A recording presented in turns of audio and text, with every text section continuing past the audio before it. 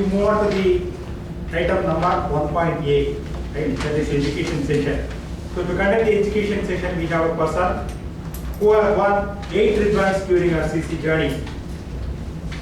But more than winning those ribbons, she was so happy whenever any of her mentee gets ribbon, or when any of her mentee gets applause or appreciated. So this person is none other than Toastmaster Jayanti, who was our past president. She is going to take education session for 15 minutes on meeting roles and responsibilities. Please put your hands to welcome Toastmaster Jayanti. Timer. For the end of 10th minute, I want you to show the green card. 11th minute, the amber. 12th, the red. Am I clear? 10, 11, and 12.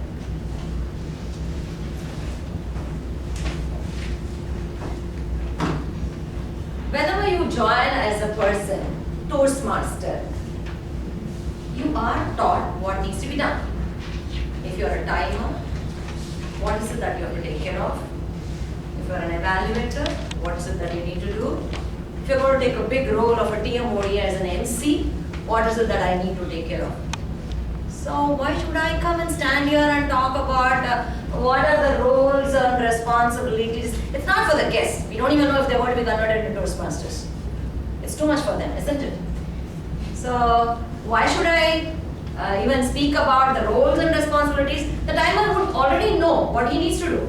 Tomorrow, if I'm going to take up a role of a timer, then I would go and talk to the VP Education and say, hey, what should I do, man? Okay, then, oh, show this card, show that card, show this card, that's enough. Okay, fine, I'm comfortable. He gets only 30 to 40% of what he needs to do during Toastmaster meeting. It's that rest, 60 to 70% is left out. So Toastmaster International has come up with successful club series, successful leadership series. If you have done all the roles as a Toastmaster and you're comfortable with all the roles, so you're rated as a little experienced Toastmaster. So the next time you do, there should be a differentiator. The next time you take up something, they expect something more out of you. That's how you need to improve yourself in whatever role you are in. So, to complete your Toastmaster journey, these Toastmasters have to definitely go and spread out. Is it train the trainer more of? I need to observe today the role players and say, you should have done it this way. Of course, I've done the education session, so definitely I have to go and tell them, right? And since everybody are aware of the roles and responsibilities, today who was the Sergeant at Arms? Who did the Sergeant at Arms? Karthikeyan. So what is his roles and responsibilities? Karthikeyan, can you just tell me what is your role as a Sergeant at Arms? Facilitate the room for the meeting. Facilitate the room for the meeting. Correct? Start the meeting on time. Start the meeting on time. Take care of any special requirements by the speakers or any role players. Okay, special requirements like podium, or if he needs a projector, whose role it is? Sergeant at Arms. Make sure that, I think that's it. That's it. You don't tell the mission? Yeah. So explain the You mission don't of introduce the presiding officer? Explain the mission of Toastmasters, introduce the presiding officer, and then set the ground, explain the ground rules of the meeting. So, my job is done. What's the role of a Sergeant at Arms? Everybody are aware. But my job comes to point out what not to be done, or what the Sergeant at Arms usually misses out during his meeting. I'm convinced with Thomas. Visual speaks a lot. So when I say Sergeant at Arms, what is the Sergeant at Arms? When I put this picture and say this is Sergeant at Arms, you all know. Nobody will ever forget who is Sergeant at Arms and what is his role. So what he should not do, the kit. Kit contains everything, all the ribbons that Medley has won, all the cups, all the other ribbons that needs to be given. If there are other chocolates, all that even are the responsibilities of Sergeant at Arms.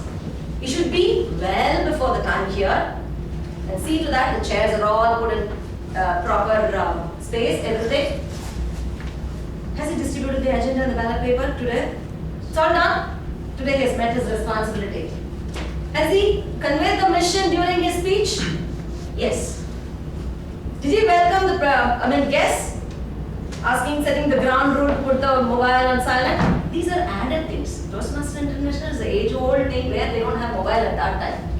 So all these new additions have come. Put your mobile on silent. Okay. So the presiding officer is responsible in actually welcoming and talking about Toastmaster. He should not do welcoming the guest. He should only introduce the presiding officer, do as a sergeant, say this is the mission, put your phone on silent, everybody use only sheet of paper. Oh, please welcome, it's nice to see you all. That is not his role. A sergeant should do only his role. If he does this, he's grabbing somebody's opportunity into his cup. That is not warranted. Now, I need the TMOD also here. Presiding officer. Today, who was the presiding officer? President and presiding officer are two different. President is the designation given. He has to carry all these activities. He need not be the presiding officer of that day. Usually, by default, the president happens to be the presiding officer. One who presides is the presiding officer. The president need not be the presiding officer. He can be substituted by somebody else. So, sir, presiding officer. So, what are your roles? To welcome the audience and to request the introduction from the guest and set the stage, the atmosphere set for the future speakers and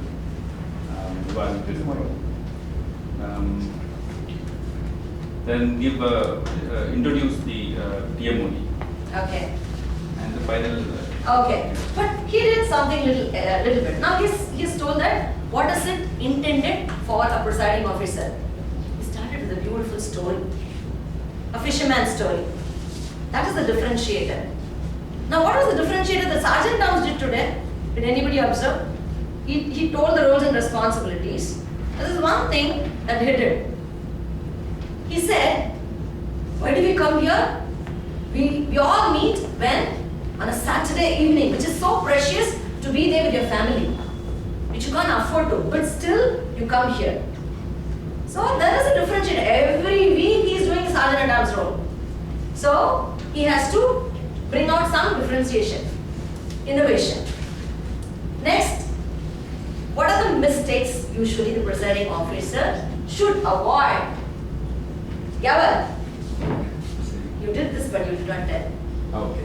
Yeah. And Toastmaster, he gave a very beautiful statistics.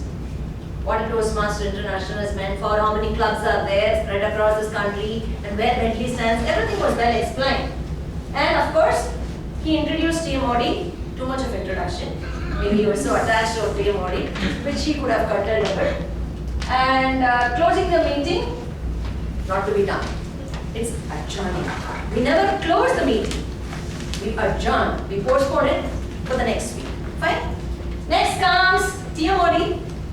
I don't know if you'll take too much of time, maybe a little bit of your MC role. Sir, what's your role as a TMOD? TMOD is primarily responsible for the success of a meeting. He has to get the introduction from the speakers and ensure that everything goes as per agenda, and last minute changes he has to do it, and then closing remarks after the speeches. All these things he has to do. Okay. And in any case of any crisis, he should know how to manage it in a diplomatic way. Okay. His main role is control of time. And this man is very meticulous in it. You know what he did from there? Because of 10 minutes, he was doing an action to me, roll it, roll it. You are sticking on to one slide, move on to the next slide. So he's very genuine and doing the right role today. He has to introduce the speakers, general evaluator, and table topic. For all this, he should do meticulous homework. For all the role players. And now again, the first two role players are not evaluated. I want to start with how many role players are there today. Everybody would say all tag team, G team, team OD. Presiding officer and sergeant at arms are never evaluated. If you see your evaluator ballot paper, you can see this. The best role player. You don't evaluate the sergeant-at-arms and the presiding officer. Next. Who comes next? Baloni, sir. So general evaluation. Sir, quickly can you just brief your role as a general evaluator? My job is to introduce a tag team. Oh, okay. Okay, please go ahead. Yeah. I also have to introduce all the evaluators as well as the set the tone for the evaluation session. Okay. Once the session is over, I hand it over to the Toastmaster of the day. After that, I have to give an evaluation of the entire session. Okay. But was this said today? Was that said today? You introduced and the timer announced what his role was. Our counter did a job, grammarian did a job. But finally you gave the podium back to Team OD. You should have concluded saying that today I am the general evaluator. The overall session is going to be evaluated by me. And also I would be introducing the individual speech evaluators also. So that is your role where, I mean, of course you can learn from.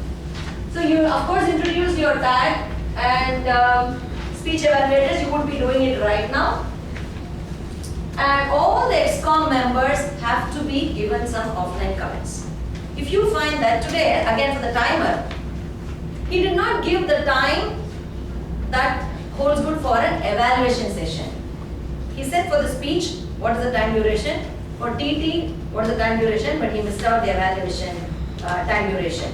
So you should have noted it down, the general evaluator, and offline you have to go and say, he's your team, he's your, today he belongs to you, you are the project manager and he's your team member. So you have to give a valuable feedback for these people.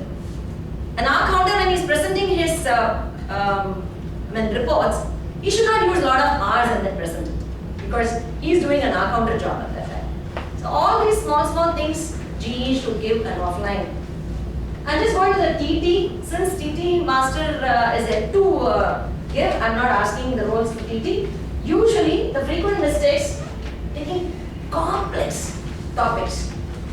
See, as I told you, you just have to come and see here and stand. And before an unknown audience, it's really difficult. At least if I know that, okay, she's my friend, she will not mind me if I'm going to do some mistakes.